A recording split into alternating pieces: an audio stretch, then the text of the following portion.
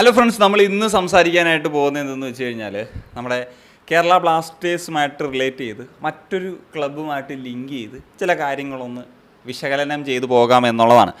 So അതിൽ ഏറ്റവും പ്രധാനപ്പെട്ട ഒരു കാര്യം എന്ന് വെച്ച് കഴിഞ്ഞാൽ നമുക്കറിയാമല്ലോ, കേരള ബ്ലാസ്റ്റേഴ്സിൻ്റെ നിലവിലെ ഒരു സ്ഥിതി എന്ന് പറയുന്നത് നമുക്കറിയാം. 21 മത്സരങ്ങൾ പൂർത്തീകരിച്ചിട്ട് നിൽക്കുന്ന സമയത്ത് 30 പോയിൻറ്റുകളാണ് ഉള്ളത്. എന്നാൽ കേരള ബ്ലാസ്റ്റേഴ്സ് ആദ്യ സെഷനിൽ, അതായത് 12 മത്സരങ്ങൾ പൂർത്തീകരിക്കുന്ന ഒരു സമയത്ത് 26 പോയിൻറ്റുകൾ നേടി ആ ഒരു ബ്രേക്കിലേക്ക് പോകുമ്പോൾ നമ്മൾ ടേബിൾ ടോപ്പിലായിരുന്നെങ്കിൽ ഇപ്പോഴത്തെ അവസ്ഥ, അതായത് അതിനുശേഷം നടന്ന 9 ISL മത്സരങ്ങളിൽ നിന്ന് നേടിയത് ആകെ 4 പോയിൻ്റാണ് എന്നുള്ളതാണ് മനസ്സിലാകുന്നത്. അപ്പം ഇതിൽ പല പ്രശ്നങ്ങളും ആരാധകരൊക്കെ പറയുന്നൊരു വിഷയമാണ്. അതായത് നമുക്ക് കുറേ ഇഞ്ചറികൾ പറ്റിയിട്ടുണ്ട്. അതിലിപ്പം ലൂണയുടെ ഇഞ്ചറി പറയാം, അതിനുശേഷം പെപ്പറയുടെ ഇഞ്ചറി ഉണ്ട്, ലെസ്കോവിച്ചിന് ഇടക്കാലത്ത് ഇഞ്ചറീസൊക്കെ സംഭവിച്ചിട്ടുണ്ടായിരുന്നു. അതുപോലെ തന്നെ ഇപ്പം ദിമിക്ക് ഇഞ്ചറി പറ്റുന്നു, ജസ്റ്റിന് ഇഞ്ചറി പറ്റുന്നു, ഇങ്ങനെയൊക്കെയുള്ള കാര്യങ്ങളൊക്കെയാണ് പറയുന്നത്. അപ്പം ഇത് പറയുമ്പോൾ ഇഞ്ചറി മാത്രമല്ല പ്രശ്നം, മറ്റു പല മേഖലകൾ, പല കാര്യങ്ങൾ പ്രശ്നമാണ്. അതിനോടൊപ്പം ഒരു പ്രശ്നമാണ് ഇഞ്ചറി എന്ന നിലയ്ക്ക് നമ്മൾ അന്ന് വീഡിയോ ചെയ്തിരുന്നു. അപ്പം അതിന് ഒരുപാട് എതിരഭിപ്രായങ്ങളും ഉണ്ടായിരുന്നു എന്നുള്ളതാണ്.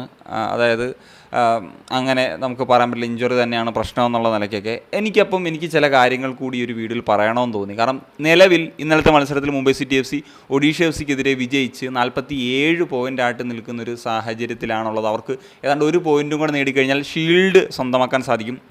ഒരു കാര്യം മനസ്സിലാക്കണം, ഈ ഒരു ബ്രേക്കിലേക്ക് പോകുന്നൊരു സമയത്ത് കേരള ബ്ലാസ്റ്റേഴ്സിനേക്കാൾ ഏതാണ്ട് 4 പോയിൻ്റൊക്കെ കുറവായിരുന്നു മുംബൈ സിറ്റി FCക്ക്. അതിനുശേഷമാണ് അവർ ഈ ഒരു റൺ നടത്തുന്നതും അവരിപ്പം കേരള ബ്ലാസ്റ്റേഴ്സുമായിട്ട് എന്നിട്ട് 17 പോയിൻറ്റിൻ്റെ ലീഡ് എടുത്ത് നിൽക്കുന്നൊരു സാഹചര്യവും വരുന്നത്.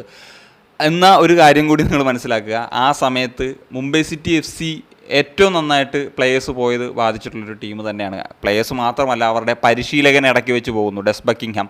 അന്ന് ഞാൻ വീഡിയോ ചെയ്തപ്പോൾ ഒക്കെ പറഞ്ഞതാണ്, ഈ മുംബൈ സിറ്റി പോലെയുള്ള സിറ്റി ഗ്രൂപ്പിൻ്റെയൊക്കെ ഒരു ഫീഡർ ക്ലബ്ബായിട്ട് വരുമ്പോൾ ഉണ്ടാകുന്ന പ്രശ്നമാണിത്. ഇത് മുംബൈ സിറ്റി FCക്ക് ഏത് തരത്തിൽ ബാധിക്കും എന്നുള്ളത് ഞാൻ സംസാരിച്ചിട്ടുണ്ടായിരുന്നു. അതിനുശേഷം പ്ലേയേഴ്സും കുറേ പോയി.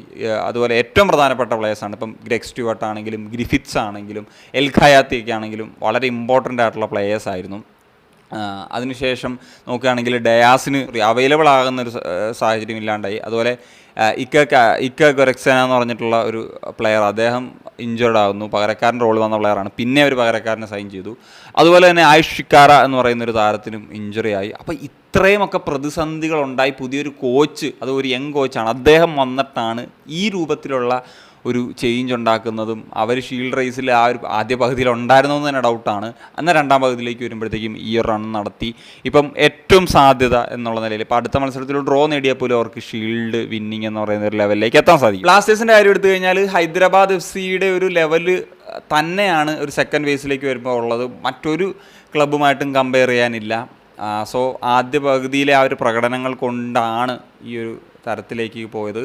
അപ്പോൾ ഇതിൽ ആരെയൊക്കെ ഏതൊക്കെ പ്രശ്നങ്ങളാണ് എന്നുള്ളത് ചോദിച്ചു കഴിഞ്ഞാൽ ഉറപ്പായിട്ടും കോച്ചിൻ്റെ ഭാഗത്ത് പ്രശ്നമുണ്ട്, പ്ലേയേഴ്സിൻ്റെ ഭാഗത്ത് പ്രശ്നമുണ്ട്, ഫിസിയോസ്, മാനേജ്മെൻറ്റ്, ഈ സൈഡിലേക്ക് പ്രശ്നങ്ങളുടെ ആകത്തുകയാണ് നമുക്ക് ഇങ്ങനൊരു തരത്തിലേക്ക് പോയതെന്ന് ഞാൻ പറയും. കോച്ചിൻ്റെ ഭാഗത്ത് നോക്കി കഴിഞ്ഞാൽ അദ്ദേഹം എക്സ്പോസ് ആയിട്ടുണ്ട്. അതുപോലെ തന്നെ അദ്ദേഹത്തിൻ്റെ ഒരു ഇതാണ്, ഒരു പ്ലെയർ ഒരു അണ്ടർ പെർഫോമിങ് ആയിക്കഴിഞ്ഞാൽ വീണ്ടും കളിപ്പിച്ച് ആ ഒരു പ്ലേയേഴ്സിന് ഹേറ്റേഴ്സ് എന്നുള്ള ലെവലിലൊക്കെ എത്തുന്ന സമയത്തായിരിക്കും ചേഞ്ചസ് ഉണ്ടാകുക.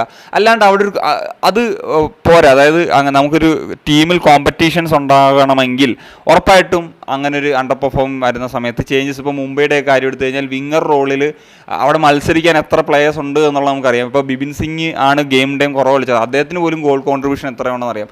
അതേ സമയത്ത് നമ്മളെ സ്ഥിരം കളിക്കുന്ന വിങ്ങേഴ്സിൻ്റെയൊക്കെ കോൺട്രിബ്യൂഷൻ എത്രയാണെന്ന് ചോദിച്ചു കഴിഞ്ഞാൽ അറിയാമല്ലോ എന്താണ് നടക്കുന്നതെന്നുള്ളത്.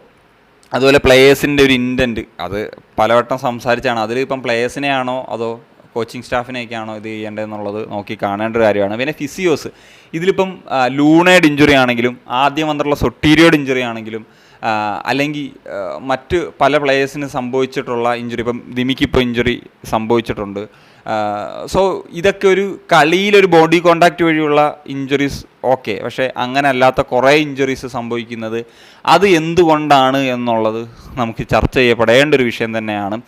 അതുപോലെ തന്നെ മാനേജ്മെൻറ്റ്, ഞാൻ മാനേജ്മെൻറ്റിനെ പലപ്പോഴും വിമർശിച്ചിട്ടുണ്ട്. അത് തുടരുക തന്നെ ചെയ്യും. കാരണം എന്ന് വെച്ച് കഴിഞ്ഞാൽ പെപ്രയ്ക്കൊരു ഇഞ്ചുറി വന്ന സമയത്ത് നമ്മൾ ജസ്റ്റിൻ എന്ന് പറയുന്ന പ്ലെയറെ കൊണ്ടുവന്നു. ജസ്റ്റിൻ ഒരു ഡീസൻ്റ് ആയിട്ടുള്ളൊരു പ്ലെയറാണ്, ഒരു ഇന്ത്യൻ പ്ലെയറിൻ്റെയൊക്കെ ഒരു നോക്കിയാൽ ഡീസൻ്റ് ആയിട്ടുള്ളൊരു പ്ലെയർ തന്നെയാണ്. പക്ഷേ നമുക്ക് ഫോറിനേഴ്സ് എന്ന് പറയുമ്പോൾ അവരിൽ നിന്ന് എക്സ്ട്രാ എന്തെങ്കിലും കിട്ടണം, അത് മിസ്സിങ് ആണ് എന്നുള്ള കാര്യം എനിക്ക് ഉറപ്പായിട്ടും പറയാനായിട്ട് സാധിക്കും. അതിൽ യാതൊരു വിധത്തിലുള്ളൊരു തർക്കവുമില്ല.